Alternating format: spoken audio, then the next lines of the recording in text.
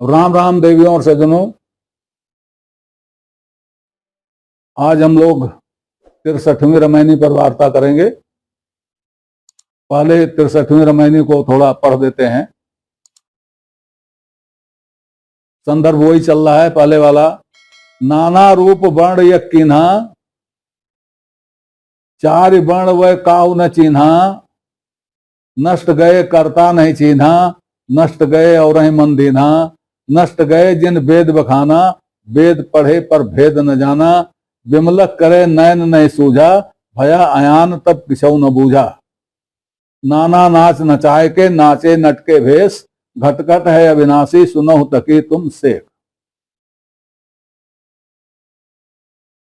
तो ये 63वीं रामायणी भी उसी जाति और वर्ण पर ही चल रही है।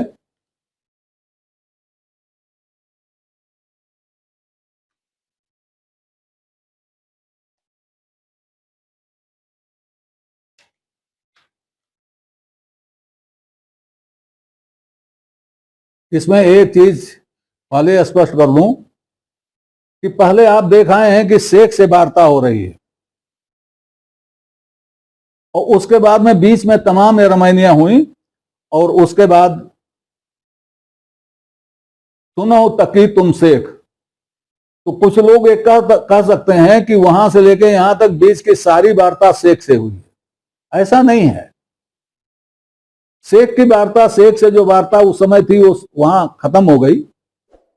अब जैसा कि मैं बता चुका हूं कि उस समय ऐसी परिपाटी थी कि संप्रदाय वाले का नाम लेने के बजाय संप्रदाय का ही नाम ले लिया जाता था, या उनकी विचारधारा को बताने के लिए उनका नाम ले लिया जाता। जैसे जगह जगह करीब ने गोरख शब्द इस्तेमाल किया है, कबीर ने गोरख को संबोधित किया है। तो गोरखनाथ तो कबीर के समय में थे ही नहीं, गोरखनाथ को संबोधित कैसे कर सकते हैं? असल में वो किसी गोरखपंथी को संबोधित कर रहे हैं। तो उसी तरह से ये रामायणी जो है किसी शेख तकी वाले को संबोधित है, शेख तकी को नहीं है। या अगर शेख तकी को है भी तो किसी दूसरे प्रकरण में है, वो प्रकरण तो ही खत्म हो गया। इतना लंबा शेख तकी को समझाने की आवश्यकता नहीं थी और न इतना समय था कबीर के पास। खैर, तो अब हम इसको देखते हैं। नाना रूप वर्ण यक कीन्हा, चार वर्ण वह काहू न चीन्हा। ब्राह्मण क्षत्रिय वैश्य शूद्र, ये चार वर्ण एवं इनके तमाम रूप, वर्णों में भी वर्ण, वर्णों में भी जात में भी जात होती है ना यहां पर। तो ये चार वर्ण और इनके विभिन्न रूपों को करने वाला, निर्धारण करने वाला केवल मनुष्य ही था। इनका निर्धारण केवल मनुष्य ने ही किया है कि कोई और करने वाला इसका नहीं है। लेकिन लोग मनुष्य को चिन्ह ही नहीं पाए, लेकिन लोग यह चिन्ह ही नहीं पाए कि यह मनुष्य ने किया है। और नष्ट गए करता नहीं चिन्हा। जिन्होंने इन वर्ण और जातियों को बनाने वालों को नहीं पहचाना, वो नष्ट गए, व्यर्थ हो गए। पहचानना चाहिए इसे किसने किया, इसे मनुष्य नहीं किया। जिस दिन हम पहचान लेंगे कि हमारा ही किया धरा है, मनुष्य ने किया है, उस दिन बंधन कट जाएगा। हमारे मन में दृढ़ क्यों है? हमारे मन में दृढ़ है कि हम ये सोच रहे हैं कि यह किसी और ने बनाया है, यह ईश्वर ने बनाया है। जिस दिन हमारे मन से ये चीज हट जाएगी, उस दिन ये सब ध्वस्त हो जाएगा और इसको ध्वस्त करना जरूरी है। तो नष्ट गए करता नहीं चीन्हा, नष्ट गए और ही मन देना। जिन्होंने पहचाना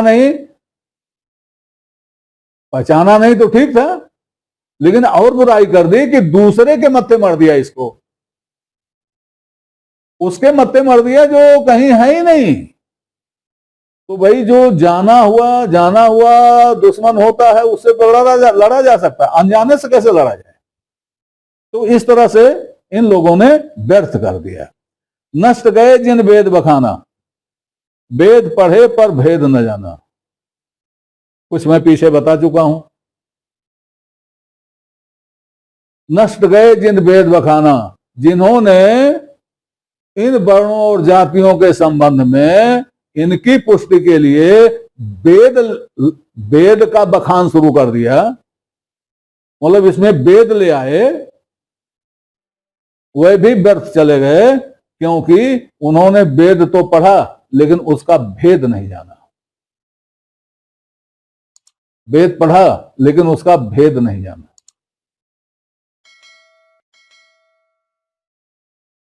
भेद मैंने बताया, कहते घूम रहे हैं कि मुख से पैदा हुआ, बाहों से पैदा हुआ, जंघे से पैदा हुआ, कहते आ रहे हैं, जबकि ऐसा कुछ लिखा ही नहीं है। अब लोग यह सोच ही नहीं पाते हैं कि विराट पुरुष का उसी से यज्ञ कैसे होगा, सोच ही नहीं पा रहे हैं। विराट पुरुष का उसी से यज्ञ कैसे होगा, ये सोच ही नहीं पा रहे हैं। सहस्र शीर्षा पुरुषा, खट से आसमान चले गए। अरे समाज जो है, समाज को एक संपूर्ण मनुष्य मान करके,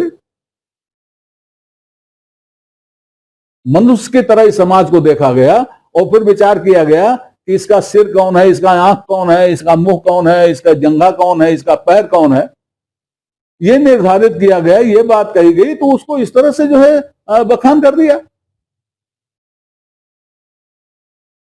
वही है, नष्ट गए जिन वेद बखाना, वेद पढ़े पर भेद न जाना, विमलक करे नैन नहीं सूझा। और अभी कहो तो चिढ़ जाएंगे, इतना अहंकार है इनको, इतना अहंकार है कि आंख से दिखाई नहीं देता। और भाई क्या कहना है, जब अज्ञान आ जाता है तो कुछ बूझता नहीं है। जब अज्ञान आ जाता है तो उसको कुछ, जिसको अज्ञान आ जाता है वो कुछ समझता बूझता नहीं है। भया अयान तब किसौ न बूझा, कुछ नहीं बूझता है। अब जात के बारे में एक उदाहरण सुनाना चाहते हैं आपको।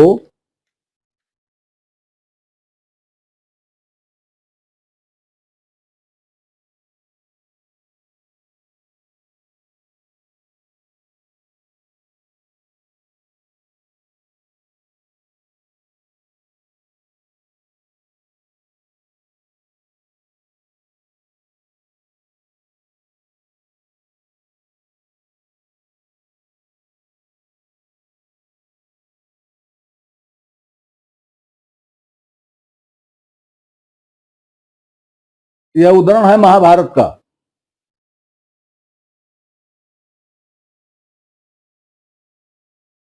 यहां पर जाति शब्द जो है वह मानव मात्र के लिए प्रयुक्त है,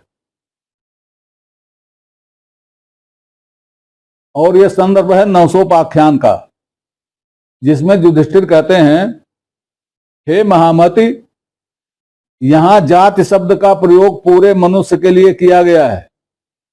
सभी वर्णों एवं जातियों का इतना मिश्रण हो गया है कि इसमें एक दूसरे से अलग कर उसकी परख करना दुष्कर कार्य है। सदा से सभी वर्णों एवं जातियों के पुरुष सभी वर्णों एवं जातियों की स्त्रियों से बच्चा पैदा करते आए हैं, इसलिए तत्वदर्शी पुरुषों ने शील को सर्वोच्च माना है। जाति शुरू से ही एक मिश्रित शब्द रहा है जो सबके लिए प्रयोग होता है, और ये जाति का बिलगाव ये केवल हमारी कल्पना है और इसका कोई ईश्वरीय आधार नहीं है। अब ताकि नाना नाच नचाए के नाचे नटके भेष, घट घट है अविनाशी सुनो तके तुमसे।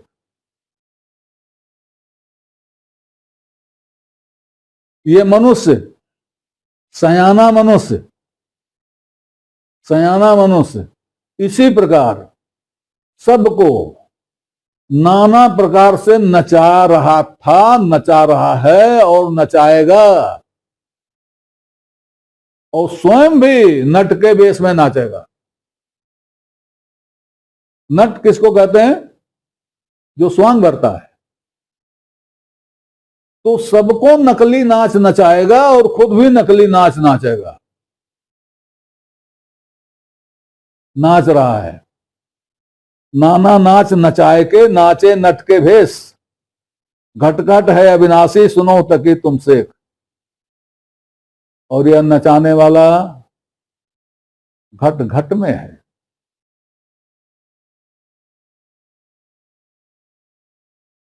हमने कहा पहले, सयाना मनुष्य, सयाना मनुष्य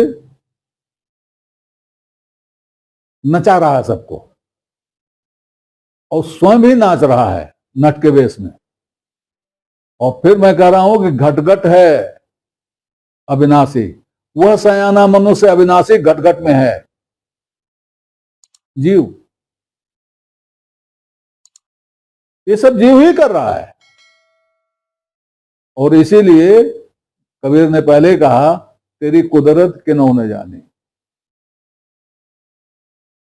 तेरी कुदरत कोई जान नहीं पाया। ये सब करने के लिए कोई बाहर से नहीं आता, हम ही करते हैं। हम ही करते हैं जिनके घट में राम है, जिसके घट घट में जीव है, हम ही करते हैं। सारे जीवधारी ही ये करते हैं। कोई पहाड़ करने नहीं आता, कोई नदी करने नहीं आती। ये सब करने वाले हम सब जीवधारी ही हैं। यही है इस साखी का अर्थ, नाना नाच नचाए के, नाचे नट के भेष, घट घट है अविनाशी सुनो तकी तुम सेख। और ये बता चुका हूं कि ये सखी, ये शेख तकी का संबोधन यहां क्यों है।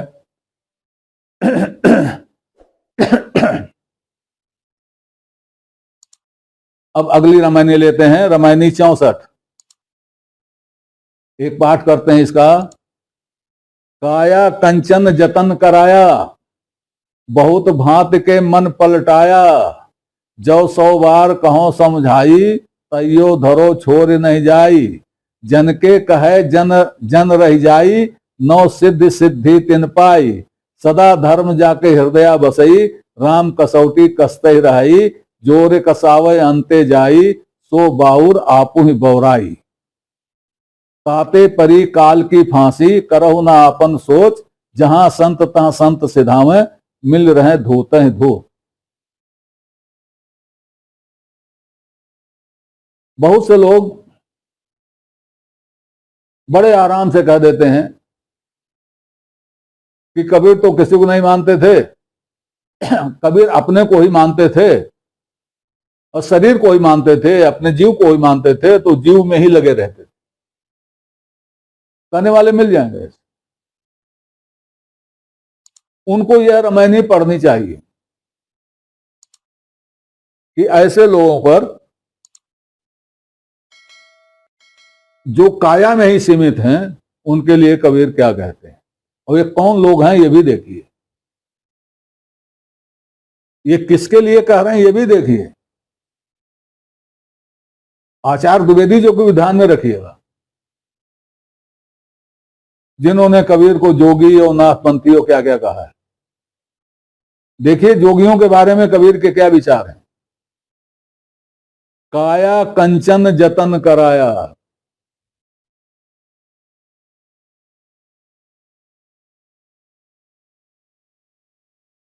शरीर का जतन, कंचन शरीर का जतन किया। शरीर को कंचन मानते हुए इसका जतन करते रहे, बाकायदे वो खालिस शरीर बने रहे बढ़िया, इसके लिए जतन करते रहे। अब जरा कुछ पीछे जाइए।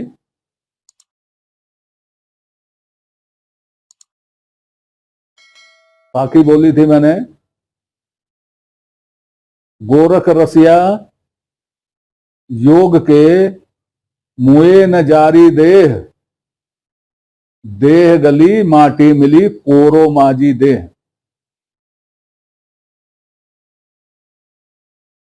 कोरो माजी देह, काया कंजन जतन कराया, और रसिया योग के। काया कंचन जतन कराया, उसी तरफ इशारा कर रहा है। ऐसे लोगों के लिए कबीर कह रहे हैं। बहुत भांत के मन पलटाया, और मन को पलटाने की बहुत तरह से कोशिश की। कहां से पलटाने की? बाहर से पलटाने की। अच्छी बात है, बाहर से पलटाने की बड़ी कोशिश की। दो चीजें किया, काया कंचन जतन कराया और बहुत भांत से मन पलटाने की कोशिश की। इन लोगों को मैंने बहुत समझाया, जो 100 बार कहो समझाई, तैयो धरे धरो छोड़ नहीं जाई। 100 बार मैंने इनको समझाया, फिर भी जो धर लिए हैं, जो रख लिए हैं, जो पकड़ लिए हैं, उसको छोड़ नहीं पा रहे। क्या नहीं छोड़ पा रहे? काया कंचन का जतन करना और मन को पलटाना छोड़ नहीं पा रहे हैं। जन के कहे जन, जन के कहे जन रह जाई। ये लोग किसी जन के कहने में पड़े हुए हैं और ये जन ही रह जाएंगे। ये लोग किसी जन के कहने में पड़े हुए हैं।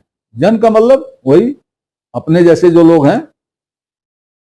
ये लोग किसी जन के कहने पर पड़े हुए हैं और ये जन ही रह जाएंगे, क्योंकि इनको 9 निधि और 9 सिद्धि मिल जाएगी।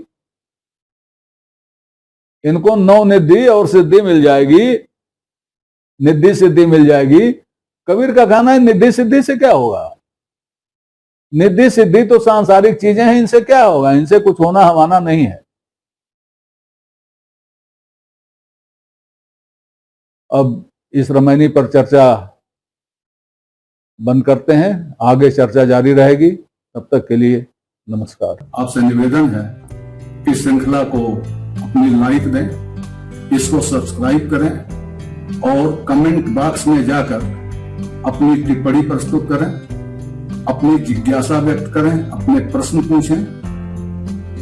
यथा समय आपकी जिज्ञासाओं और प्रश्नों का समाधान करने का प्रयास किया जाए। धन्यवाद।